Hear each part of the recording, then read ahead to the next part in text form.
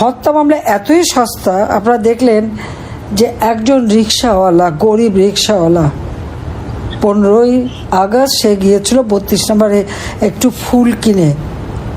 ওই গরিব মানুষ, সে তার নিজের কামাই টাকা দিয়ে একটা ফুল কিনে সে গিয়েছে ফুল দিতে। তাকে মেরে তার ফুলটা ছিঁড়ে ফেলে দিয়ে তাকে পুলিশের সোপর্দ করেছে।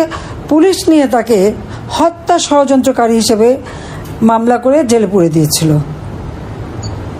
কাজে এই হত্যা মামলার যে কি মেরিট সেটা তো এর থেকেই বুঝতে পারেন। জনগণ তো এখান থেকে তাদের বোঝা উচিত যে যাকে ইচ্ছে তাকে, সবার বিরুদ্ধে হত্যা মামলা। চিফ জাস্টিস ছিলেন সাবেক চিফ জাস্টিস খায়রুল হক সাহেব, তাকে হাত করা পরিয়ে তার বিরুদ্ধে হত্যা মামলা। আর আওয়ামী লীগের সকল নেতাকর্মী, প্রায় 5-6 লাখ নেতাকর্মীর বিরুদ্ধে মামলা, অধিকাংশই সব হত্যা মামলা। হত্যা বা বিস্ফোরক এই মামলা আছেই।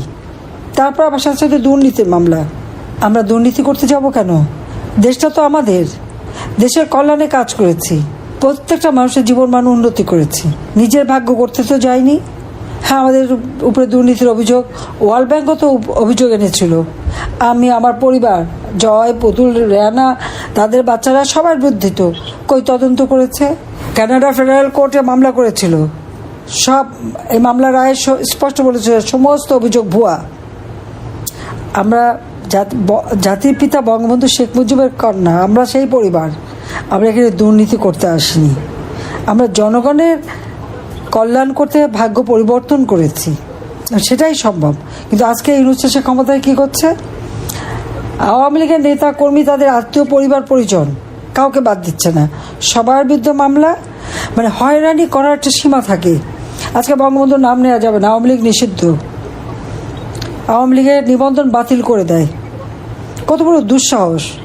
আরে আওয়ামী লীগ না থাকলে তো দেশ স্বাধীনই হতো না। আজকে একদম স্পষ্ট কথা, আওয়ামী লীগের অগণিত নেতা কর্মী, তাদেরকে গ্রেপ্তার শুধু না, যারা মুক্তিযোদ্ধা সিনিয়র নেতারা, তাদের হাতে হাত করা পরিয়ে পরিয়ে নিয়ে যায়। তাদের জেলখানায় ডিভিশনটা দেয় না, দুটো কম্বলের মধ্যে কম্বল বিছিয়ে সেখানে থাকতে হয়। তাদের উপর চরম নির্যাতন চলছে এবং অনেকেই মারা যাচ্ছে। যখন মুমূর্ষু অবস্থা হয় তখন তাদেরকে হাসপাতালে নিয়ে বলে হার্ট ফেল। 30 জন জেল কিলিং হয়ে গেছে ইতিমধ্যেই, এবং এখনও যারা নেতারা আছে প্রত্যেকের শারীরিক অবস্থা খুব খারাপ, কিন্তু তাদের ডাক্তার পর্যন্ত দেখাতে দেয় না। বাড়িতে খাবার, একবার এই জেলে, একবার ওই জেলে, একবার ওই জেলে, তাদেরকে সেভাবে ঘুরে বেড়াচ্ছে। আওয়ামী লীগের অপরাধটা কি? আওয়ামী লীগের নেতাকর্মীরা জনগণের জন্য কাজ করেছে। আওয়ামী লীগ এদেশের স্বাধীনতা এনেছে, স্বাধীনতা এনেছে বলেই না আজকে সবাই এত পদ পদবি পাচ্ছে। তার নয়তো পাকিস্তান আমলে থাকলে তো পাকিস্তানিদের হাতে লাথির ঝাঁটাই খেতে হতো তাদের। এটা তারা ভুলে যায় কেন?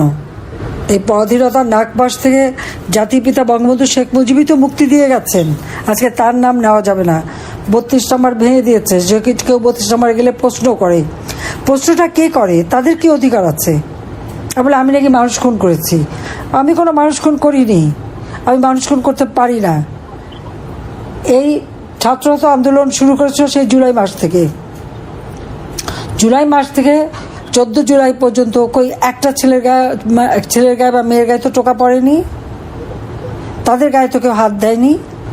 যুদ্ধ অপরাধী তাদেরকে ছেড়ে দেয়, তাদের গলায় ফুলের মালা ওঠে। আর আমার যারা মুক্তিযোদ্ধা তাদের গলায় জুতো মালা দিয়ে অপমান করে। যারা নিজের জীবনের সব কিছু ত্যাগ করে স্বাধীনতা এনে দিল, আজকে তাদেরকে নিয়ে অপমান করা হয়। বিচার তাদের হবে, হত্যার বিচার। আমি কাউকে হত্যা করিনি, করতে পারি না। আমার নিজের বাবা মা ভাইদের যারা হত্যা করেছে তাদের তো আমি সাধারণ আইনে বিচার করেছি, ইনডেমনিটি অর্ডিন্যান্স বাতিল করে দিয়ে তাদের বিচার করেছি, যুদ্ধ অপরাধীদের বিচার করেছি, যারা 30 লক্ষ শহীদ হত্যা করেছে, যারা পাকিস্তান হানাদার বাহিনীর দোষর ছিল, যারা আমার লক্ষ লক্ষ মা বোনদেরকে পাকিস্তানি হানাদার বাহিনীর হাতে তুলে দিয়েছে, দিনের পর দিন তাদের উপর পাশবিক অত্যাচার হয়েছে, তাদের বিচার করেছি। প্রায় 3 কোটি ঘর বাড়ি জ্বালিয়ে পুড়িয়ে দিয়েছে, তাদের বিচার করেছি। বিচার করতেই হবে তো, এটা সারা বিশ্বে হয় এই বিচার। আজকে সেই কোর্টেই আবার আমাদের বিচার। 73 সালে যে আইন হয়েছিল আইসিটির, সেটা আবার তারা এক্সিকিউটিভ পাওয়ার দিয়ে সংশোধন করেছে। এটা সংশোধন হয় না, সম্পূর্ণ ইললিগাল। আজকে যে আদালত তারা স্থাপন করেছে সেখানে চেয়ারম্যান থেকে শুরু করে চিফ প্রসিকিউটর তারা কারা? তারা তো যখন আমরা যুদ্ধাপরাধীদের বিচার করি তাদের ডিফেন্সে ছিল, তাহলে তারা কি করে এখানে চিফ প্রসিকিউটর হতে পারে বা চেয়ারম্যান হতে পারে? সম্পূর্ণ অবৈধভাবে শুধুমাত্র গায়ের জোর দেখিয়ে, ওই সন্ত্রাসী জঙ্গিদের জোর দেখেই ইউনূস এই অপকর্ম করে যাচ্ছে। কাজে আমার কথা একটা স্পষ্ট, আমরা ইতিমধ্যে 21 দফা কর্মসূচি দিয়েছি।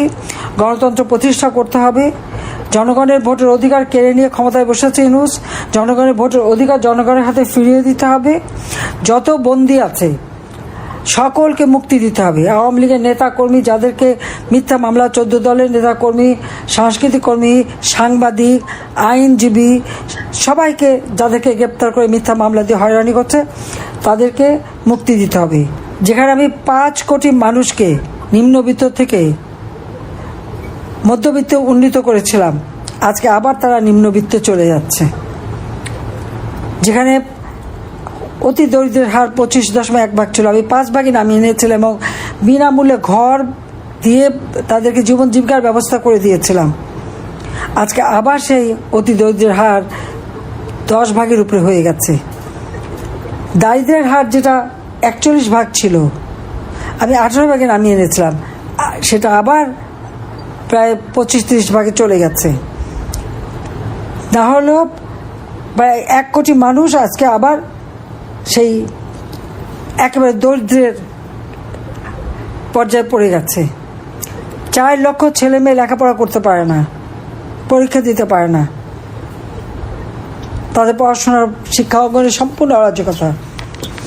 এই অবস্থা থেকে দেশকে মুক্ত করার জন্য স্বাধীনতা বিশ্বাসী গণতান্ত্রিক শক্তি সবাইকে ঐক্যবদ্ধ হতে হবে এবং প্রবাসে যারা আছেন আমি বলবো আপনারা স্ব দেশে সেখানকার গণতান্ত্রিক সরকার তাদের কাছে বাংলাদেশের এই চিত্র তুলে ধরে সেখানে তাদের দেখাতে হবে যে আজকে আমরা যে গণতন্ত্র প্রতিষ্ঠা করেছিলাম, গণতন্ত্রের মাধ্যমে আমরা যে অর্থনৈতিক, রাজনৈতিক, অর্থনৈতিক, সামাজিক, সাংস্কৃতিক উন্নতি দেশে করেছিলাম, আজকে সব কিছু ভুলণ্ঠিত হয়ে গেছে।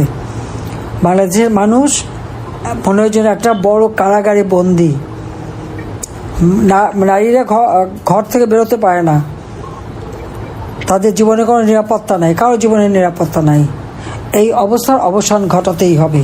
তার জন্য সকলকে ঐক্যবদ্ধ হতে হবে, সোচ্চার হতে হবে এবং ইউনূসকে পদত্যাগ করতে হবে।